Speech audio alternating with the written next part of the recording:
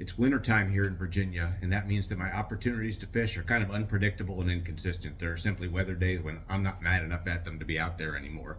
So what I try to do when I have a few hours is go through all of this tackle. I have pegboards full of tackle, I have shelves full of tackle. You can't see, I have boxes full of tackle on the floor.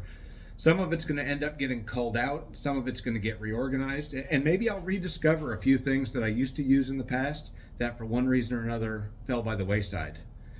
And there are a lot of lures like that. You know, I go out and I throw my Senko and my War Eagle spinnerbait and my Whopper Plopper, and I'm pretty content doing those things on most of our shallow waters. But sometimes it pays to rediscover an old lure that worked in the past and for some reason you just forgot about it. So I thought I'd go through this tackle and I'd make a series of videos, and I wasn't quite sure how I was going to do it. I didn't know if I should do it by company, or if I should do it by style of lure, or if I should just randomly pick out a few lures that I think are interesting or interesting to me and go through them. But for this first video, I think I decided I would go with one particular company, and that's Gambler Lures.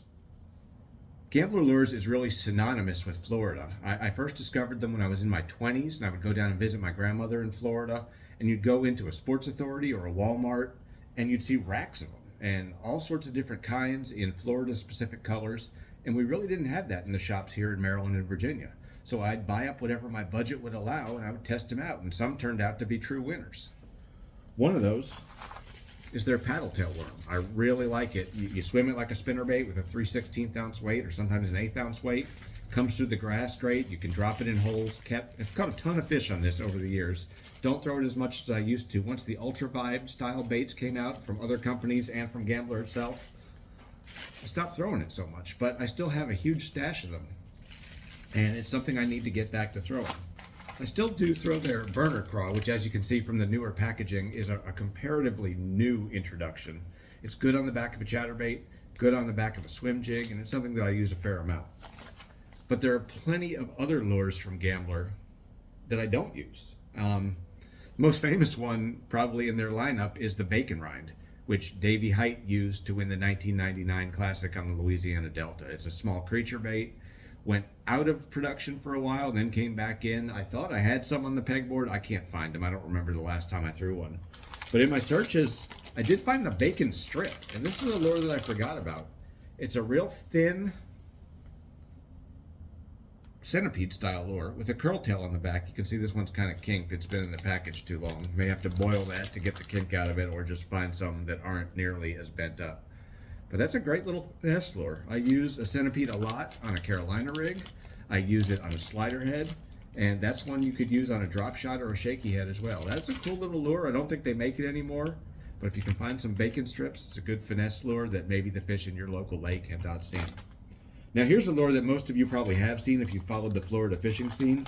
It's the Big EZ, and it's a jointed paddle tail swim bait style lure. It kind of reminds me of the Sakamura 1-Up from Japan. I think that's what it was modeled on, in fact.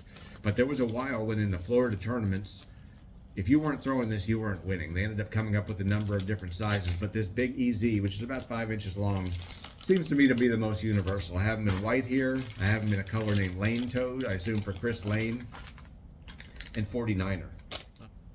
Speaking of Chris Lane, another bait they came out with that was real popular for a while, which seems to have fallen out of favor among a lot of people, is the cane toad.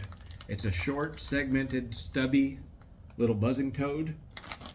This color is green pumpkin pearl swirl. Hannah's had some tremendous days on the Potomac with this one.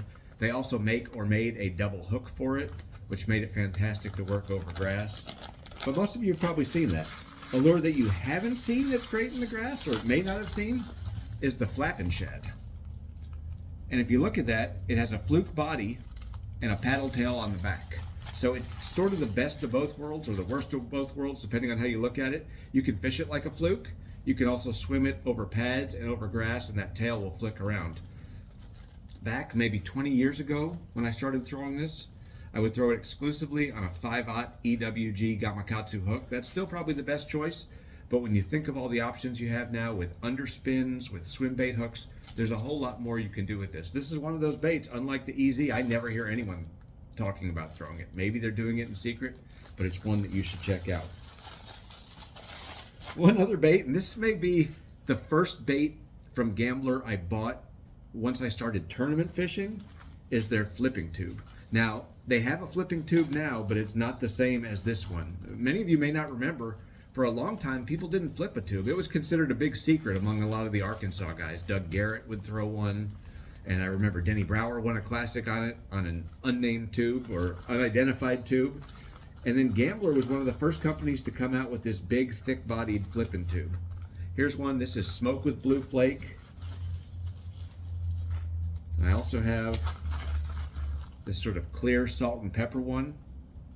That's a big tube. At the time I bought these, probably 1998, 1999, I had thrown a tube, but mostly for bedding smallmouth. I had never really flipped one, even though I'd been in the boat with people who were flipping them.